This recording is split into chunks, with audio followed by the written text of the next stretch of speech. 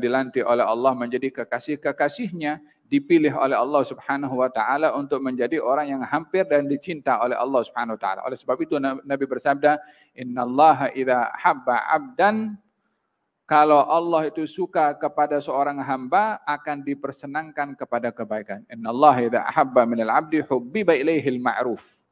Allah kalau suka kepada hamba, hamba itu dipersenangkan kepada kebaikan. Sehingga hamba itu berbuat baik. Hamba itu berbuat baik, sudah didahului Allah suka kepada dia sehingga dia diberi taufik untuk berbuat kebaikan. Ini golongan yang pertama.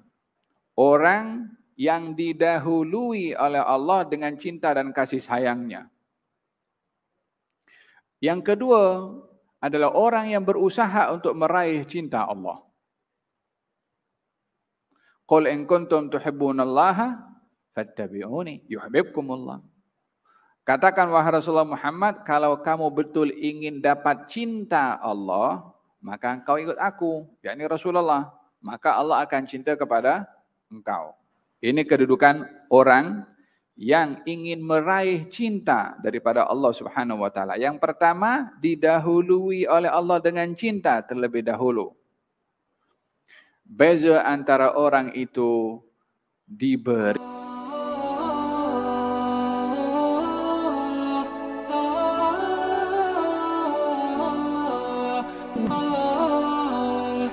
bila Allah membuka untuk kamu peluang untuk dikenali dan didekati oleh Allah, maka kamu jangan peduli amal kamu itu sedikit atau tidak. Kerana sesungguhnya Allah yang membuka untuk mendekatkan dan memperkenalkan dirinya kepada kamu. Tidakkah kamu dapat bezakan Allah yang mahu mendekati dirinya kepada kamu dengan kamu beramal untuk mendekatkan diri kepadanya? Mana boleh disamakan antara kamu didekati oleh Allah atau kamu ingin mendekati Allah? Yang ini berbicara tentang bagaimana seseorang ingin meraih kedudukan hampir daripada Allah. Ada dua macam orang. Ada orang yang didekati oleh Allah, walaupun amalnya sikit. Ada orang yang berusaha untuk mendekatkan diri kepada Allah. Ini kena mesti beramal banyak. Perbezaannya antara kita didekati oleh Allah atau kita berusaha untuk mendekatkan diri kepada Allah. Tentunya tidak sama orang yang didekati oleh Allah, Allah sendiri yang nak mendekat kepada dia. Dengan orang berusaha untuk mendekatkan diri kepada Allah Subhanahu wa taala. Hal ini kita dapat melihat daripada dua hadis Nabi Muhammad sallallahu alaihi wasallam tentang orang ingin mencari cinta dari Allah, antara orang yang dicinta oleh Allah atau orang yang mencari cinta dari Allah. Dalam hadis Nabi Muhammad sallallahu alaihi wasallam beliau bersabda, "Innallaha idza ahabba 'abdan nada Jibril." Allah bila suka dan cinta kepada hamba, Allah panggil Jibril. Wahai Jibril, aku suka kepada fulan bin fulan. Engkau suka juga pada dia. Fa'ahabbahu Jibril. Jibril pun suka pada dia. Jibril panggil kepada penghuni langit. Wahai penghuni langit, sesungguhnya Allah suka kepada fulan bin fulan. Engkau pun juga kena suka. Maka malaikat di langit pun juga suka kepada fulan bin fulan. Apa sebabnya? Disebabkan Allah suka pada dia. Ini mubadaratul mahabbah minhu ilal abdi. Allah yang memulakan cintanya kepada hamba. Allah sendiri yang zahirkan cintanya kepada hamba. Itu hak otoriti mutlak Allah untuk pilih siapa yang Allah nak cinta. Tak ada siapa boleh kontrol Allah Subhanahu wa taala. Sebab Allah Subhanahu wa taala memilih di antara sekian ramai hambanya yang dipilih oleh Allah, maka dia orang yang bertuah. Innallaha yastafi minal malaikati rusulan wa minan nas. Allah itu memilih, di antara sifat Allah memilih di antara sekian ramai para malaikat dan juga di antara sekian ramai para manusia. Di antara jumlah malaikat cukup ramai, Allah pilih 10 malaikat.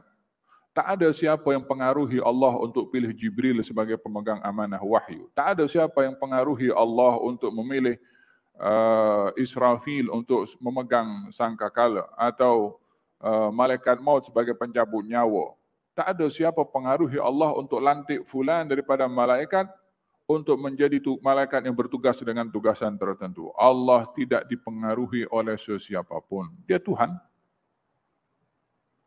Maka pilihan Allah kepada malaikat Jibril dan 10 malaikat yang lainnya adalah fadl min Allah. Allah nak tunjuk Dia maha memilih, tak ada siapa yang boleh halang Allah dan tiada siapa yang berhak untuk mencemburui Allah pada pilihannya. Demikian juga Allah memilih di antara sekian ramai manusia.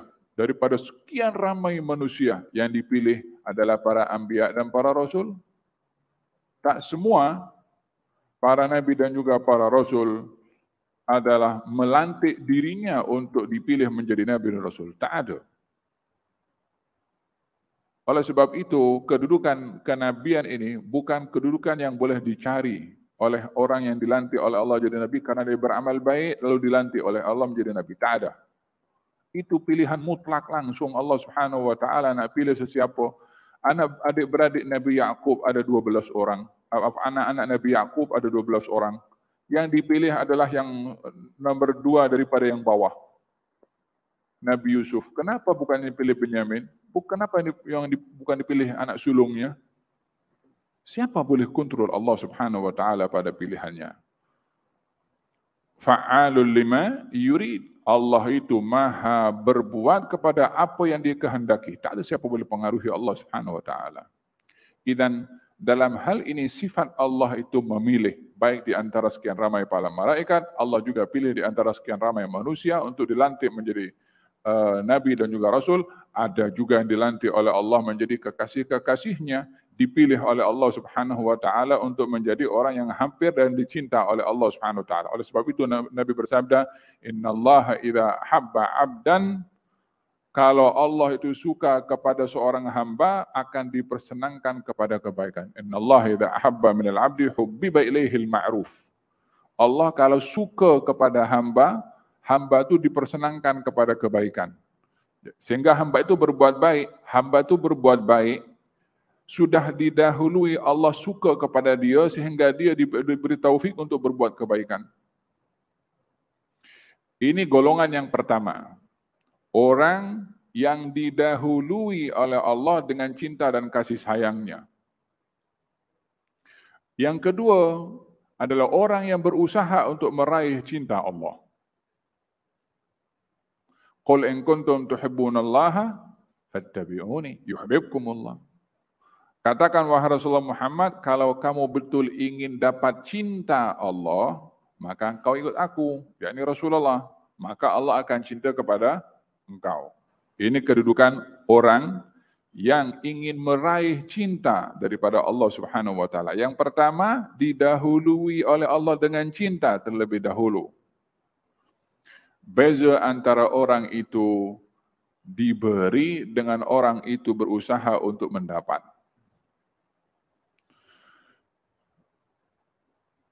Di dalam hadis Nabi Muhammad SAW, dalam hadis Qudsi, Allah Subhanahu wa taala berfirman, "Man adali waliyan faqad adantuhu bil harbi." Siapa orang yang memerangi wali-wali aku perangi kepada dia. "Wa ma taqarraba ilayya 'abdi ahabbu ilayya mimma aftaradtuhu alaih." Saya senang kalau hamba mendekatkan diri kepada saya dengan melakukan apa yang diperintah oleh saya. "Wa la yazalul 'abdu yataqarrabu ilayya bin nawafil hatta uhibbah." Dan kalau hamba tadi menyempurnakan ibadah fardunya dengan yang sunnah, maka aku cinta pada dia.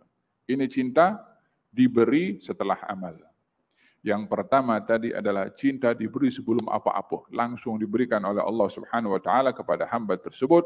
Oleh sebabnya demikian kata Ibn Athaillah Sakandari, kalau Allah membuka ruang kepada kamu untuk dikenali, dicintai, didekati oleh Allah, jangan peduli sebanyak mana amal yang kamu buat. Disebabkan oleh kerana didahului cintanya oleh Allah Subhanahu wa taala terhadap hamba tersebut. Ada orang dicinta oleh Allah dengan diduga. Tadi ada orang diberi cinta tanpa diduga, terus dibagikan oleh Allah Subhanahu wa taala. Ada orang dicinta oleh Allah diduga. Didahului dengan cinta oleh Allah tapi diduga terlebih dahulu. Innallaha idza ahabba 'abdan ibtalahu. Allah bila suka kepada hamba diuji. Kata Ibn Athaillah Sakandari di sini mengatakan, ketika seseorang itu diuji oleh Allah sebagai tanda cinta Allah kepada dia, jangan peduli keadaan ujian itu apapun sebanyak manapun besarnya. Kerana yang sedang diberi oleh Allah kepadanya cinta tidak boleh dibandingkan dengan dugaan yang dia hadapi. Oleh sebab itu, dalam pertemuan yang lalu saya ceritakan seorang sahabat Nabi bernama Urwah ibn Zubair. Urwah ibn Zubair ibn al-Awwam. Anaknya Zubair. Zubair ini cousin dengan baginda Rasulullah. Urwah ini, dia ada sakit pada kakinya sehingga menyebabkan kakinya kena potong. Disebabkan oleh kerana sakitnya itu merebak. Pada saat kaki itu dipotong beliau dalam salat, awalnya beliau di-offer untuk minum arak dulu. Ini awak kena potong, ni tak boleh nak dulu. Sekarang kan senang ada obat bius. Dulu tak ada. Katanya suruh minum arak supaya lupa, supaya tak sedar kamu untuk dipotong. Katanya mana boleh aku nak minum arak dari perkara yang diharamkan oleh Allah. Katanya biarkan aku masuk dalam solat, lakukan apa yang patut kamu lakukan. Dia masuk dalam solat, dipotong kakinya. Setelah dipotong kakinya, dibawa kepada dia. Katanya, ya Allah, engkau berikan kepada aku 4 jari. Jari kanan, jari kiri, jari kaki kanan dan juga kaki kiri. Dan engkau ambil 1 daripada aku dan engkau sisakan 3. Dan daripada 4 diambil 1, sisa 3. Terima kasih kepada engkau yang telah memberikan kepada aku 3 dan mengambil daripada aku hanya 1. Ketika dalam keadaan dia diduga kakinya diambil, kerana dia menyedari bahawa keadaan dugaan yang dihadapi itu sebagai tanda cinta daripada Allah, dia tak tengok masalah besarnya masalah yang dia hadapi dengan kehilangan kaki berbandingkan besarnya pemberian yang Allah beri kepadanya. Jadi, bandingkan dugaan yang sedang kita hadapi dengan pemberian yang Allah beri, semakin kuat kita punya pengetahuan tentang pemberian Allah pada dugaan, semakin ringan kita berhadapan dengan dugaan tersebut. Hadza yang ke-8. Yang ke-9. Katanya, tanawwa'at ajnasul a'mali li tanawwu'i waridatil ahwal. Bermacam-macam amal perbuatan seseorang itu disebabkan oleh kerana bermacam-macam sentuhan pada hati seseorang itu. Amal perbuatan manusia ini macam-macam.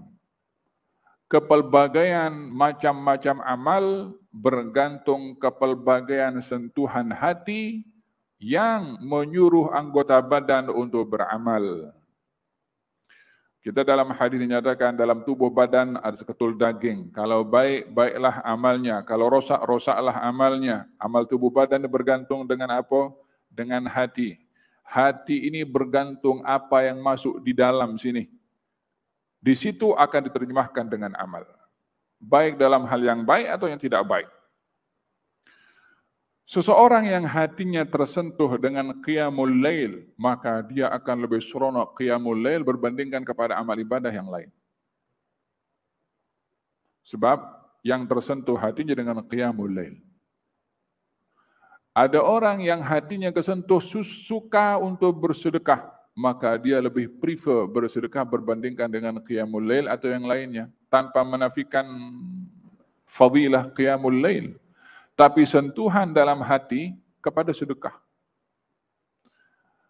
Ada orang yang sentuhan hatinya suka tolong orang, maka dia lebih prefer tolong orang berbandingkan qiyamul lail atau bersedekah. Bergantung kepada apa yang ada di dalam hati ini pada sentuhan, taufik dan ilham dari Allah, itulah yang akan dilakukan oleh tubuh badan. Ada orang yang diberikan oleh Allah sentuhan pada hatinya, suka bersedekah, suka qiyamul lail, suka membaca Quran, suka tolong orang, suka aja berkhatir pada orang. Semakin banyak waridat, sentuhan daripada Allah pada hati, semakin banyak yang diungkapkan oleh tubuh badan, bergantung kepada keadaan hati yang mendapat sentuhan daripada Allah Subhanahu wa taala. Moga-moga Allah Subhanahu wa taala golongkan kita orang-orang yang didahului cinta oleh Allah Subhanahu wa taala, agar supaya kita merasakan manisnya cinta dari Allah Subhanahu wa taala. Kata Sayyidatuna Rabi'atul Adawiyah, katanya, walaitaka tahlu wal hayatu mariratun. Andaikan hubunganku dengan engkau itu wahai Allah indah, walaupun hidup ini penuh dengan perkara yang pahit. Walaitaka tarda wal anamu ghadabu. Ya Allah, andailah engkau ridha pada aku walaupun semua orang murka pada aku tak peduli. Walaita alladhi baini wa bainaka amirun wa baini wa bainal alamin kharabu. Andailah hubungan engkau dengan aku ini makmur walaupun aku putus hubungan dengan semua makhluk. Kemudian dikatakan, idza sahha minkal wuddu ya ghaidal muna fa kullu alladhi fawqa turabi turabu. Kalau aku mendapatkan cinta daripada engkau dan itu adalah tujuan aku, maka semua yang ada di atas tanah juga akan kembali ke tanah. Maknanya tak peduli apa yang berlaku di atas muka bumi ini bila meraih cinta dari Allah Subhanahu wa taala. Moga-moga Allah anugerahkan kepada kita cinta daripada Allah, didekatkan oleh Allah, ditunjukkan amal untuk meraih cinta. Amin Allahumma amin. Wa sallallahu alaihi wasallam Muhammadin wa ala alihi wasallam. Alhamdulillah.